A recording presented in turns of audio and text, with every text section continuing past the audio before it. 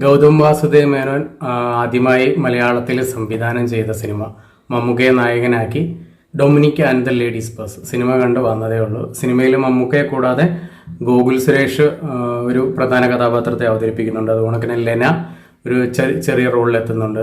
സിദ്ദിഖ്, അതുപോലെ വിനീത്, പിന്നെ വരുന്ന വിജയ് ബാബു, ഷൈൻ ടോം ചാക്കോ, ഇവരൊക്കെയാണ് സിനിമയിലെ പ്രധാന കഥാപാത്രങ്ങളെ അവതരിപ്പിക്കുന്നത്. വിജി വെങ്കടേഷ് എന്ന് പറഞ്ഞൊരു പുതിയൊരു നടിയുണ്ട്. പുള്ളിക്കാരി ആണ് ഒരു ലീഡ് ക്യാരക്ടർ ചെയ്യുന്നത്. സ്ക്രീൻ പ്ലേ ചെയ്തിരിക്കുന്നത് നീരജ് രാജൻ, സൂരജ് രാജൻ, ഗൗതം വാസുദേവ് മേനോൻ, ഇവർ 3 പേരൂടെ ചേർന്നാണ് ഇതിൻ്റെ സ്ക്രീൻ പ്ലേ തയ്യാറാക്കിയിരിക്കുന്നത്. സ്റ്റോറി നീരജ് രാജൻ്റെയാണ്, പുള്ളിക്കാരനാണ് സ്റ്റോറി ചെയ്തിരിക്കുന്നത്. സിനിമ പ്രൊഡ്യൂസ് ചെയ്തിരിക്കുന്നത് മമ്മൂട്ടി കമ്പനിയാണ്. മമ്മൂട്ടിയുടെ തന്നെ ഓൺ പ്രൊഡക്ഷനുള്ള മമ്മൂട്ടി കമ്പനിയാണ് സിനിമ പ്രൊഡ്യൂസ് ചെയ്തിരിക്കുന്നത്. പിന്നെ സിനിമാറ്റോഗ്രാഫി ചെയ്തിരിക്കുന്ന വിഷ്ണുദേവ് എന്ന് പറയുന്ന ആളാണ്. മ്യൂസിക് ചെയ്തിരിക്കുന്നത് ഡർബൂക്ക ശിവ. ഡിറ്റക്റ്റീവ് കഥ പറയുന്ന ഒരു സിനിമയാണ്. സിനിമ ഒരു സാധാരണ രീതിയിൽ മമ്മൂട്ടി അവതരിപ്പിക്കുന്ന കഥാപാത്രം CA ഡൊമിനിക് എന്ന് പറയുന്ന കഥാപാത്രം ഒരു സാധാരണ ഒരു പോലീസ് ഓഫീസറാണ്. പുള്ളിക്കാരൻ ഒരു പ്രത്യേക സാഹചര്യത്തിൽ സർവീസിൽ നിന്ന് മാറി നിൽക്കേണ്ടി വരികയും അതിനുശേഷം പുള്ളി ഒരു ഡിറ്റക്റ്റീവ് ഏജൻസി സ്റ്റാർട്ട് ചെയ്യും. അവിടെ ഒരു ഇന്റർവ്യൂവിന് എത്തുന്ന ആളാണ് ഗോകുൽ സുരേഷ്. അങ്ങനെ അവരൊന്നിച്ച് ട്രെയിലറിലൊക്കെ കണ്ടതുപോലൊക്കെ തന്നെ ഒരു ലേഡീസ് പേഴ്സ് കിട്ടുകയും അതിൻ്റെ പുറകിലുള്ള അന്വേഷണമാണ്. പക്ഷെ അവിടെ ആ ഒരു അന്വേഷണം ചെന്നെത്തുന്നത് എവിടെയാണ് എന്നതാണ് ഈ സിനിമ പറയുന്നത്. നമ്മൾ ട്രെയിലറിൽ കണ്ടതുപോലൊക്കെ തന്നെ ഓൾറെഡി അവരും സംസാരിച്ചിട്ടുണ്ട്. പെർഫോമൻസുകളിലേക്ക് വന്നു കഴിഞ്ഞാൽ മമ്മൂക്ക പറയേണ്ട കാര്യമില്ല, ആ റോള് കിടിലമായിട്ട് ചെയ്തിട്ടുണ്ട്, ഒന്നും പറയാനില്ല. ഭയങ്കരമായിട്ട് പെർഫോം ചെയ്യാനുള്ള ഒരു ക്യാരക്ടറൊന്നുമല്ല, പക്ഷെ ആ കിട്ടിയിരിക്കുന്ന ആ ഒരു റോള് കൃത്യമായിട്ട് തന്നെ മമ്മൂക്ക ചെയ്തു വെച്ചിട്ടുണ്ട്. പിന്നെ ഗോകുലും അത്യാവശ്യം നന്നായിട്ട് തന്നെ ചെയ്തു വെച്ചിട്ടുണ്ട്. നമ്മൾ മുൻപ് പറഞ്ഞ പോണക്കുള്ള പ്രധാന നടന്മാരായിട്ടുള്ള ആളുകളൊക്കെ ചെറിയ ചെറിയ റോളുകളിൽ വന്നും പോയി നിൽക്കുന്ന രീതിയിലാണ്.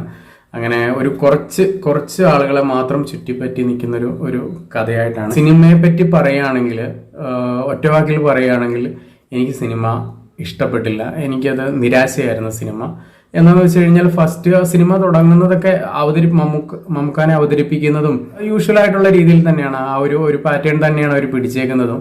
പക്ഷേ ഫസ്റ്റ് ഹാഫ് അത്യാവശ്യം നല്ല ലാഗ് എന്ന് പറഞ്ഞാൽ അത്യാവശ്യം നല്ല ലാഗ് ഉണ്ടായിരുന്നു. അങ്ങനെ കോമഡി എന്ന് പറയാനായിട്ടൊന്നും വലിയ കോമഡി ഒന്നും ഇല്ല. വിരലിലെണ്ണാവുന്ന കോമഡികളൊക്കെ ഉള്ളായിരുന്നു ഫസ്റ്റ് ഹാഫിൽ. പക്ഷെ അത് കുറച്ച് ഡാർക്ക് ഹ്യൂമറാണ്. അത് പ്രത്യേകിച്ച് ഫസ്റ്റ് ഹാഫിലൊന്നും പറയാനായിട്ടുള്ള ഇൻവെസ്റ്റിഗേഷൻ്റെതായിട്ടുള്ള ഒരിതുമില്ല. അത്യാവശ്യം നല്ല ലാഗ് ഉണ്ടായിരുന്നു ഫസ്റ്റ് ഹാഫിൽ. അങ്ങനെ തന്നെ ആയിരിക്കും എന്ന് വിചാരിച്ചാണ് സെക്കൻഡ് ഹാഫ് കണ്ടത്. പക്ഷെ കുറച്ച് വ്യത്യാസം ഉണ്ടായിരുന്നു. സിനിമ കുറച്ചും കൂടെ ഫാസ്റ്റ് ആയിരുന്നു. അത്യാവശ്യം നല്ല രീതിയിൽ തന്നെ സെക്കൻഡ് ഹാഫ് നന്നായിട്ട് തന്നെ പോയി. പക്ഷെ ക്ലൈമാക്സിലേക്ക് എത്തുന്നതിന് മുൻപായിട്ട് പറയുന്ന ഒരു സ്റ്റോറി ഉണ്ട്. ആ സ്റ്റോറി എനിക്ക് അത്ര കൺവിൻസിങ് ആയിട്ട് ഫീൽ ചെയ്തില്ല. പിന്നെ അതിൽ വരുന്ന ക്യാരക്ടർ ആ ഒരു ലാസ്റ്റ് നമ്മൾ പ്രതീക്ഷിക്കുന്ന ഒരു സംഭവം നമുക്ക് കിട്ടുന്ന ഒരു സംഭവം തമ്മിൽ ഭയങ്കര വ്യത്യാസമുണ്ട്. ഓൾറെഡി ഇവർ ഈ ക്ലൈമാക്സിൽ പറയുന്ന കൺസെപ്റ്റ് ഒക്കെ ഇതിനു മുൻപ് ഒരു തമിഴ് സിനിമയിൽ കണ്ടിട്ടുള്ളതാണ്. അത് സിനിമ ഏതാണെന്നൊന്നും മെൻഷൻ ചെയ്യുന്നില്ല, സിനിമ കണ്ട് തന്നെ മനസ്സിലാക്കുക. ഒരു ഡിറ്റക്റ്റീവ് മൂവി എന്നൊക്കെ പറയുമ്പോൾ നമ്മൾ എക്സ്പെക്ട് ചെയ്യുന്ന ഒരു രീതി ഒരു ലെവലുണ്ട്. പിന്നെ ഗൗതം വാസുദേവൻ മേനോൻ എന്ന് പറയുന്ന ആ ഒരു ഡയറക്ടർ, പുള്ളിയുടെ ബ്രില്യൻസ്, പുള്ളി ചെയ്തേക്കുന്ന തമിഴ് സിനിമകളൊക്കെ അത്യാവശ്യം നല്ല സിനിമകളാണ്. ഇപ്പോൾ ലവ് സ്റ്റോറിയുടെ കാര്യത്തിലാണെങ്കിലും അതല്ല, ഇനി ആക്ഷൻ മൂവീസ്, ഇൻവെസ്റ്റിഗേഷൻ ത്രില്ലർ, ആ ഒരു ജോണറിൽ എടുത്താലും പുള്ളി നന്നായിട്ട് ചെയ്തിട്ടുണ്ട്. ഇപ്പം ലവ് സ്റ്റോറി പറയുകയാണെങ്കിൽ മിന്നലെ, അതുകൊണ്ടൊക്കെ തന്നെ വാരണമായിരം, വിണ്ണை താണ്ടി വരുവായ.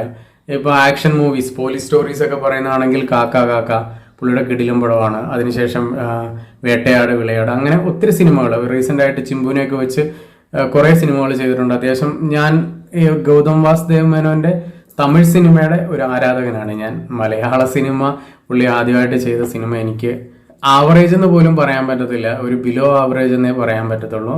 മമ്മൂട്ടിയുടെ പെർഫോമൻസ് ഒഴിച്ചാൽ സിനിമയിൽ അത്ര എടുത്തു പറയാനായിട്ട് സിനിമയിലൊന്നുമില്ല. പിന്നെ വേറൊരു ക്യാരക്ടറുണ്ട്, ആ ക്യാരക്ടറിനെ പറ്റി കൂടുതലൊന്നും പറയാൻ പറ്റത്തില്ല. അപ്പോൾ അങ്ങനെ പറഞ്ഞു കഴിഞ്ഞാൽ പിന്നെ ആ സിനിമ കണ്ടിട്ട് കാര്യമില്ല. അപ്പോൾ അതുകൊണ്ട് ആ ഒരു ആർട്ടിസ്റ്റിന്റെ പെർഫോമൻസിന്റെ കാര്യം ഞാൻ റിവ്യൂവിൽ മെൻഷൻ ചെയ്യുന്നില്ല, അത് സിനിമ തന്നെ കണ്ട് മനസ്സിലാക്കുക. ടോട്ടലി പറയുകയാണെങ്കിൽ സിനിമ ഒരു നിരാശയാണ്. അത്യാവശ്യം നല്ല എക്സ്പെക്ടേഷനോട് കൂടിയാണ് ഞാൻ പോയത്. പിന്നെ അതിന് 2-3 കാരണങ്ങളാണ്. ഒന്നാമത്തെ കാരണം എന്ന് പറയുന്നത് മമ്മൂക്ക പുള്ളി കഴിഞ്ഞ കുറേ നാളുകളായിട്ട് ചെയ്തേക്കുന്ന സിനിമകളൊക്കെ ഒന്നിനൊന്നിന് മികച്ചതും വ്യത്യസ്തമായിട്ടുള്ള കഥാപാത്രങ്ങളുമായിരുന്നു. അപ്പോൾ അതുകൊണ്ട് തന്നെ അത്യാവശ്യം നല്ല പ്രതീക്ഷയുണ്ടായിരുന്നു ആ ഒരു സിനിമയ്ക്ക്. പിന്നെ രണ്ടാമത്തെ റീസൺ എന്ന് പറയുന്നത് ഗൗതം വാസുദേവ് മേനോനാണ്. പുള്ളി മുൻപ് ചെയ്തേക്കുന്ന സിനിമകൾ. മൂന്നാമത്തെ റീസൺ മമ്മൂട്ടി കമ്പനി എന്ന് പറയുമ്പോൾ നമുക്കൊരു പ്രതീക്ഷയുണ്ട്, ആ ഒരു സിനിമയുടെ ക്വാളിറ്റി എന്തായിരിക്കും എന്നുള്ളൊരു പ്രതീക്ഷയുണ്ട്. അപ്പോൾ ആ ഒരു പ്രതീക്ഷയിലാണ് ഞാൻ ഈ സിനിമയ്ക്ക് പോയത്. പക്ഷേ എനിക്ക് തീർത്തും നിരാശയായിരുന്നു. പുതിയൊരു സിനിമയുടെ വിശേഷങ്ങളുമായിട്ട് അടുത്ത ദിവസം വരുന്നത് വരെ ഗുഡ് ബൈ.